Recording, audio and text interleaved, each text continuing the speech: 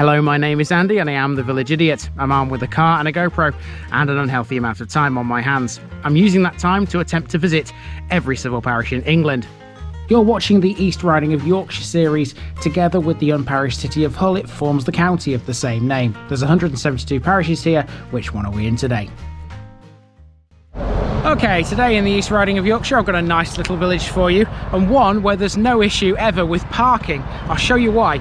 Because it sits on the A614, which is that big road there, and what you're looking at in front of you here, where this motorbike is coming out, is a lay-by, and it's completely free. You don't need to pay to park or anything like that. It's massive as well, plenty of space in there, and I've left the car under a tree in the shade because it's now warmed up considerably, and I'm seriously considering going down to my shorts and t-shirt before the end of this one. Welcome to Bainton.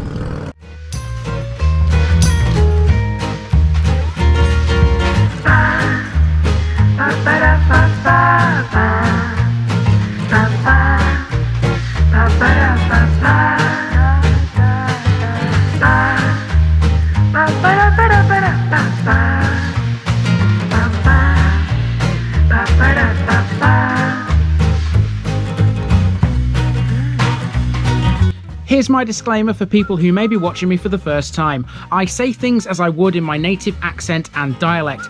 As a result, I may not pronounce things in the same way as the locals do. Remember, I'm a visitor. It's impossible to know everything. Leave me a comment, spin me a like, and bash that subscribe button. Let's get to today's parish video. Bainton is a village and civil parish in the East Riding of Yorkshire, situated approximately 6 miles southwest of Driffield on the A614 road. Bainton has an interesting history, being linked to one of the great medieval families of the north, the de Mauleys, builders of Mulgrave Castle in Whitby. The parish historically included the township of Neswick. It's situated on the eastern declivities of the Wolds, the surface in some places rising to a considerable height.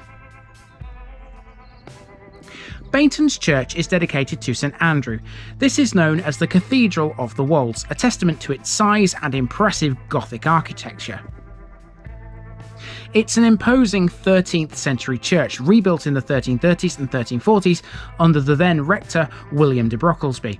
The windows feature lovely reticulated tracery in decorated style. The most interesting historic feature of the interior is a large tomb in the south aisle to a member of the de Mauley family who owned the manors of Bainton and Neswick for over 200 years.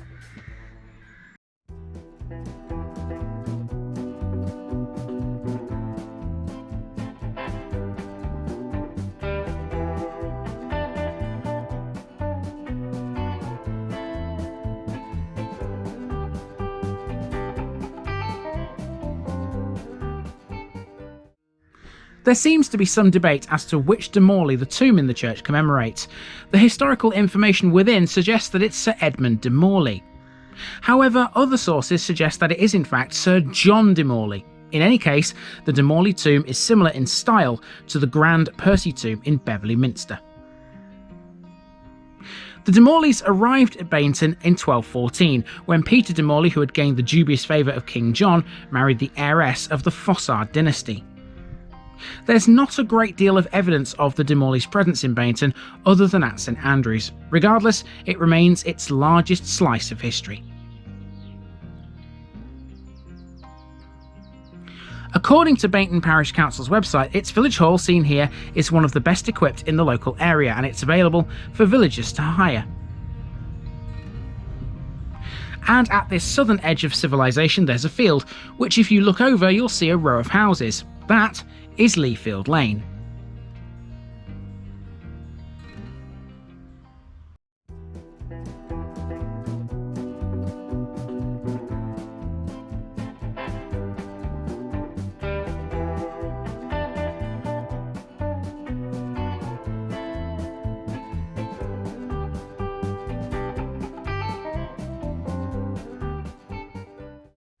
Now, the part of the village that you can see behind me, that row of houses there, it's kind of detached from the rest of Bainton, but it's an important part because down there is where the old station used to be, and it seems as though you can actually walk to it because there's a guy on this footpath here. I didn't realise that was a footpath. I thought it was just a field. Anyway, regardless, I'm going to be driving to it later so we can have a look where the old station was. In actual fact, the station was a little to the south of Leafield Lane, almost in the middle of nowhere, but we'll pick up where that was in a while. Have yourself a look at these lovely flowers, by the way.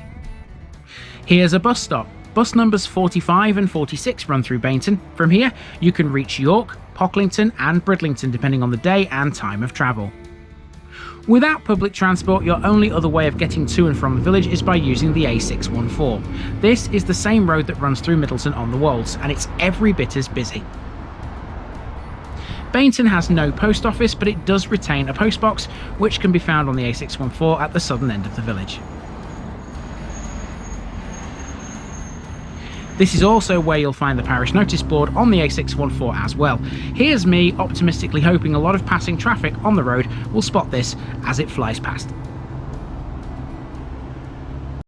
Okay, so next I'm heading for Back Street, which will be a left turn off the A614. There's like a little loop section which brings us back to the A614 again, and then there's a rather old and very much derelict landmark to have a look at before we come back to Bainton lay-by. And that really is it. There won't be much more to see than that on the main walk around. And then of course we'll drive down to where the old station was. The majority of the rest of the route now is residential, hugging both sides of the A614. There are a few landmarks of note, but as we walk, we'll talk some more about Neswick. According to records in 1892, Neswick township contained 980 acres and belonged solely to Captain J. Grimston, who was also lord of the manor. Neswick Hall, which has now been demolished, was a fine old mansion, standing in a well-wooded park of 200 acres. The de Mauleys Castle is supposed to have stood there too. Here's a water pump in front of one of the houses along the A614. There's a second one of these to see on West End in a few moments' time. We're coming into what would have been the original Bainton settlement, the very centre of the village, clustered around West End and the northern part of the A614. On an eminence a little northwest of Bainton was formerly a beacon, from which this division of Harthill Wapentake took its name.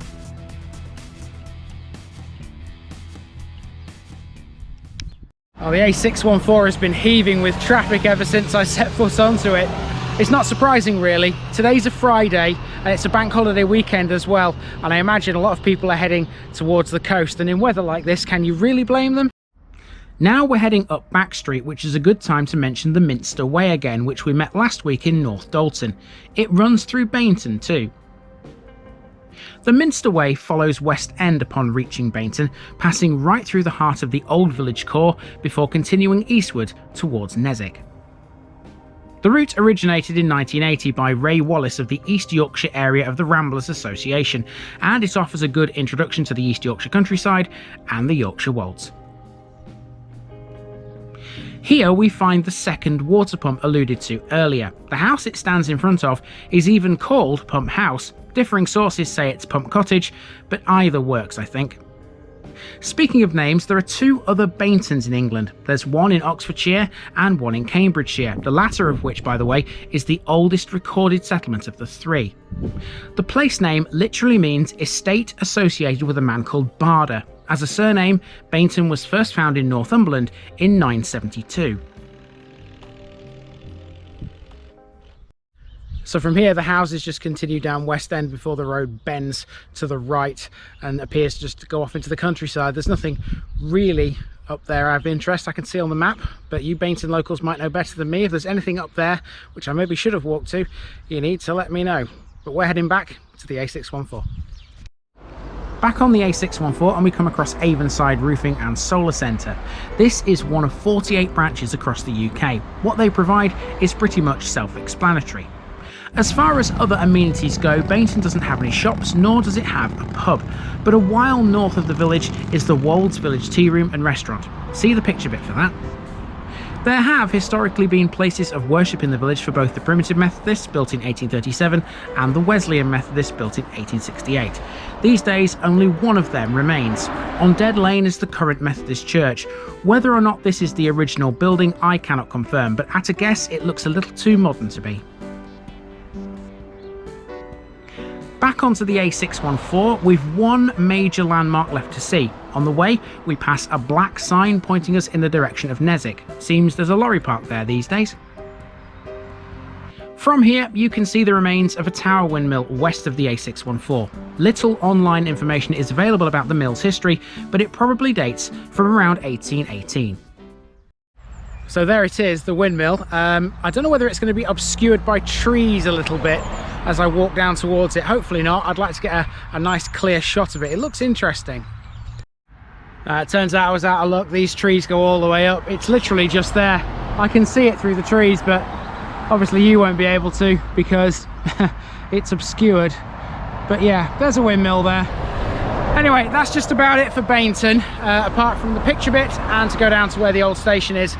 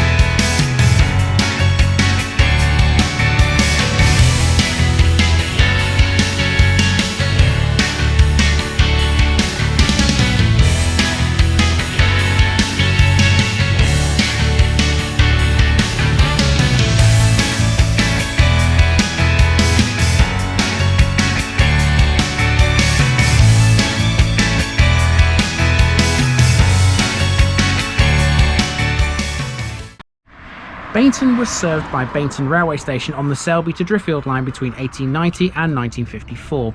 The building's frontage has been much altered since the railway closed. It had two platforms known as the up and the down platforms. The down platform has been demolished, but the up remains pretty much in the same condition as it always was. There used to be a 17-lever signal box sited at the northern end of the up platform, which controlled access to a goods yard behind the down platform. The line was important to local farmers. Whilst passenger numbers were relatively good, it aided the local farming industry greatly when first built, removing the need for waterborne transport. To finish off, I went down Leafield Road to see if, besides the row of houses, there was anything else down here of note, and it turns out there was. This is what I found. There's a small playground which the residents of Bainton helped the Parish Council maintain. There are some great pictures of that on Bainton Parish Council's website.